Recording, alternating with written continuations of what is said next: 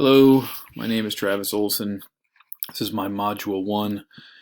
This is about personal information and 3 levels of government control. Here we go. My personal information. I like to read.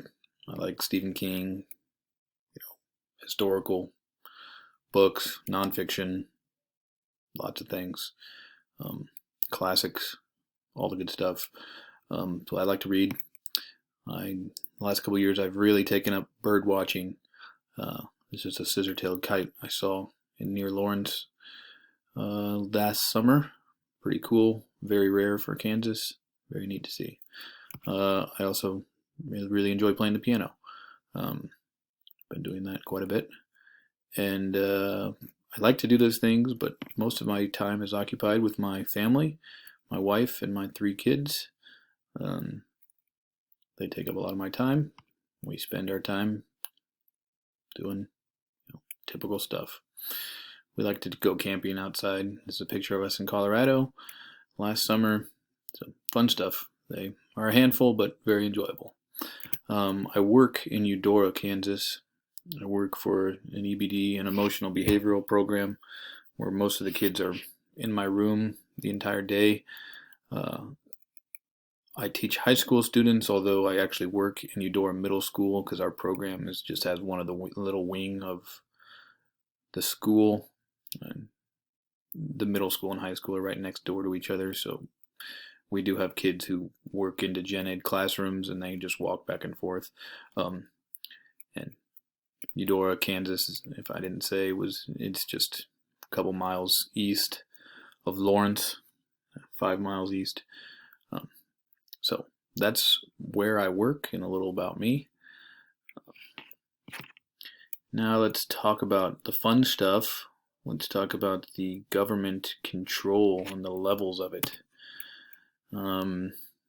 Just starting off with what kinds of support do public schools receive at the following levels. And I thought this quote was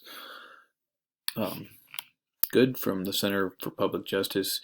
Each level of government provides a different amount of funding to schools and requires varying degrees of accountability within the schools and school districts. So, whether you're at the federal or the state or the local level, there's different amounts of funding, which I found very interesting. How they were talking about local districts provide about 50% of their own funding through property taxes, business taxes, those types of things, and then the other 50% is provided from the state and from the federal government to each district.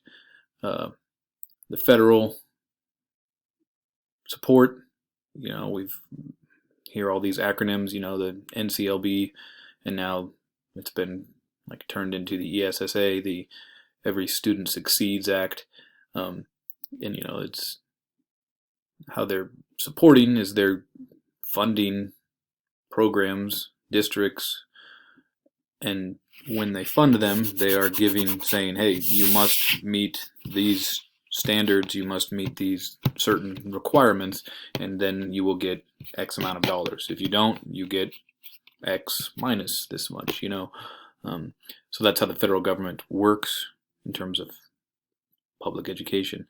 At the state level, state governments often choose to delegate much of their authority to school districts, but they can reclaim that authority. So, yeah, I think we'll talk about it later on, but even one of the articles talked about the 10th Amendment to the Constitution, which, specifically states that things not listed in the Constitution will not be decided by the federal government, i.e., public education.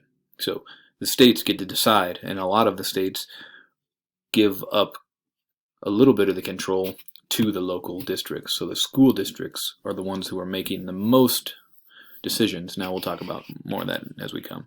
So particularly I live in Kansas, probably a lot of us do, and Kansas follows this pretty closely, and they allow a lot of local district control. And then local, each school district is governed by a school board whose members are either elected by the public or appointed. So we all have these school boards, a group of 5 or so people who have, like it says, either elected or appointed. So it's not just random folks, but they're trying to make the best decisions for their school, their community, students, so on. And that's how it works. Who's in charge? We've got the head of the Department of Education, Betsy DeVos. You've got the Department of Education and State Board of Kansas, Superintendent Randy Watson, and then you've got local school boards and superintendents. And mine in particular is a guy named Steve Splekel. He's the Eudora Schools superintendent. Each one of those also has boards that they work with. So, there's a board and a superintendent where they're making decisions, voting together, trying to work together, hopefully. And, I have no idea what the salary of the Department of Education is. The head of the Department of Education is for Betsy DeVos. I imagine she gets paid a lot of money to do that. Similarly, Randy Watson and even local superintendents are probably making a decent amount of money, but most of the school boards are not. For the most part, I've never heard of a school board being paid. It's usually a volunteer position, and it has a little status to it, and it's something to put on your resume. But hopefully they're taking it seriously and doing their best job, not just doing it to pad a resume. But most of them are doing it voluntarily, not getting paid. I find that interesting. That some of the people who are truly in charge of what's happening in our local school districts are doing it hopefully out of the goodness of their heart. And yeah, moving on. Which of the three levels have the most influence over these components? I'm not going to read every component, but the first one, 6.1, it's definitely local. Just the idea that he's talking about students' needs, and Betsy DeVos doesn't know what my students need and where they need to be placed, but hopefully my local school district does, and they give options because of that. They are doing it on that micro level. Second, I will read this one. Evaluate, develop, and advocate for data-informed and equitable resourcing plan that supports school improvement and student development. So the state's kind of in the in-between because they do have control. What they look at a lot of the times is who's struggling, who's not, what district is not necessarily hitting the standards, and then they therefore use the money that they get from the federal government and their own monies to support them in any way that they need. They find a need and then go try and solve that. And then the last one, 6.3, is the federal. They're the ones making a lot of the laws, some of the big laws that are really affecting us. The last part's important. To promote student and adult success and well-being. Whether you're at the local, state, or federal level, I'm hoping that student success is the number one goal for all of them. That's every decision we make as educators and administrators should be with the highest goal of being student achievement. And all the things that we're doing should be geared towards that. Now, that takes us in many different directions, but as long as we all have that goal, then I think that's the key.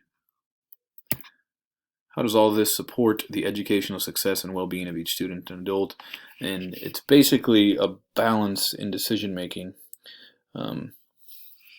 Like I said in the previous slide, these districts at the local level are the ones that know the students and they know what they need. So they have been given by the states the authority to make those decisions. Again, like I said, if those districts are failing, if they're not doing what they're supposed to be doing, then that's when the state steps in. And then, so just like the second bullet point says, they're accountable, right? And to equitable access. So it's not necessarily equal, but you need more services here, therefore we will give you services. Whereas this does not need more services, so you don't need that. And they say, hey, here's an easy way to say it. Here's some money, but you have to do what research says is best. So the evidence-based practices, right? You will get this, but you can't we're not just going to give you this money just because. You have to do what research and the experts are saying is going to improve. So working with different teams, working with different organizations to improve your school and student success, and therefore then you get X amount of dollars. And then back to that constitutional amendment, the 10th Amendment. I think that was important, but we don't need to talk about that again. State and federal governments provide the resources. So they do. They give lots of information. They give lots of organizations. Just across the state of Kansas, there's, dozens of programs that are geared towards certain, aspects of education that are trying to improve, trying to improve all different sorts, whether it's from special education to urban areas, the list goes on and on and on. Like different places have different needs. Therefore, the state comes in and provides a lot of these resources, working with the local school districts.